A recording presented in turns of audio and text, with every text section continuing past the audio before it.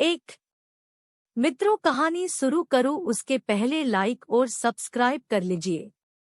मुल्के जन्नत निशा के इतिहास में वह अंधेरा वक्त था जब शाह केशवर की फतहों की बाढ़ बड़े जोर शोर के साथ उस पर आई। सारा देश तबाह हो गया, आज़ादी की इमारतें ढह गई और जानोमाल के लाले पड़ गए। शाह बामुराद खूब जी तोड़कर लड़ा, खूब बहादुरी का सबूत दिया और अपने खानदान के 3 लाख सूरमाओं को अपने देश पर चढ़ा दिया। मगर विजेता की पत्थर काट देने वाली तलवार के मुकाबले में उसकी यह मर्दाना जांबाजियां बेअसर साबित हुई। मुल्क पर शाह केशवर कुशा की हुकूमत का सिक्का जम गया और शाह बामुराद अकेला तन्हा बेयारो मददगार अपना सब कुछ आज़ादी के नाम पर कुर्बान करके एक झोंपड़े में जिंदगी बसर करने लगा। यह झोंपड़ा पहाड़ी इलाके में था, आसपास जंगली कौमें आबाद थी और दूर दूर तक पहाड़ों के सिलसिले नजर आते थे। इस सुनसान जगह में शाह बामुराद मुसीबत के दिन काटने लगा। दुनिया में अब उसका कोई दोस्त न था। वह दिन भर आबादी से दूर एक चट्टान पर अपने ख्याल में मस्त बैठा रहता था। लोग समझते थे कि यह कोई ब्रह्म ज्ञान के नशे में चूर सूफी है। शाह बामुराद को यूं बसर करते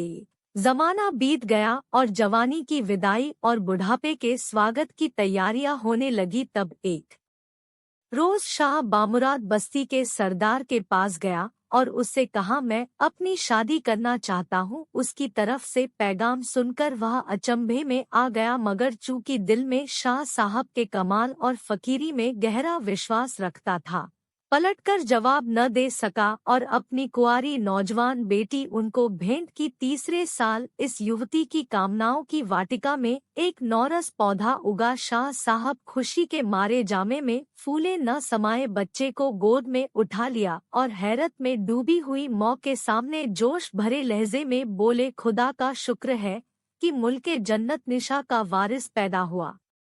बच्चा बढ़ने लगा, अक्ल और जहानत में, हिम्मत और ताकत में वह अपनी दुगनी उम्र के बच्चों से बढ़कर था। सुबह होते ही गरीब रिंदा बच्चे का बनाव सिंगार करके और उसे नाश्ता खिलाकर अपने काम धंधों में लग जाती थी और शाह साहब बच्चे की उंगली पकड़कर उसे आबादी से दूर चट्टान पर ले जाते। वहां कभी उसे पढ़ाते, कभी हथियार चलाने की मशक कराते और कभी उसे शाही कायदे समझाते। बच्चा था तो कमसिन, मगर इन बातों में ऐसा जी लगाता और ऐसे चाव से लगा रहता गोया उसे अपना वंश का हाल मालूम है। मिजाज भी बादशाहों जैसा था। गांव का एक एक लड़का उसके हुक्म का फरमाबरदार था। मौ उस पर गर्व करती, बाप फूला न समाता और सारे गांव के लोग समझते कि यह शाह साहब के जब तब का असर है। बच्चा मसूद देखते देखते एक 7 साल का नौजवान शहजादा हो गया। देखकर देखने वाले के दिल को एक नशा सा होता था। एक रोज शाम का वक्त था, शाह साहब अकेले सैर करने गए और जब लौटे तो उनके सर पर एक जड़ाऊ ताज शोभा दे रहा था। रिंदा उनकी यह हुलिया देकर सहम गई और मुंह से कुछ न बोल सकी। तब उन्होंने नौजवान मसूद को गले से लगाया, उसी वक्त उसे नहलाया धुलाया और जब लौटे और एक चट्टान के तख्त पर बैठाकर दर्द भरे लहजे में बोले, मसूद, मैं आज तुमसे रुखसत होता हूँ और तुम्हारी अमानत तुम्हें सौंपता हूँ। यह उसी मुल्के जन्नत निशा का ताज है। कोई वह जमाना था कि यह ताज तुम्हारे बदनसीब बाप के सर पर जेब देता था, अब वह तुम्हें मुबारक हो। रिंदा, प्यारी बीवी, तेरा बदकिस्मत शौहर किसी जमाने में इस मुल्क का बादशाह था और अब तू उसकी मलिका है। मैंने यह राज तुमसे अब तक छिपाया था, मगर हमारे अलग होने का वक्त बहुत पास है, अब छिपाकर क्या करूं। मसूद, तुम अभी बच्चे हो मगर दिलेर और समझदार हो। मुझे यकीन है कि तुम अपने बूढ़े बाप की आखिरी वसीयत पर ध्यान दोगे और उस पर अमल करने की कोशिश करोगे। यह मुल्क तुम्हारा है, यह ताज तुम्हारा है और यह रियाया तुम्हारी है।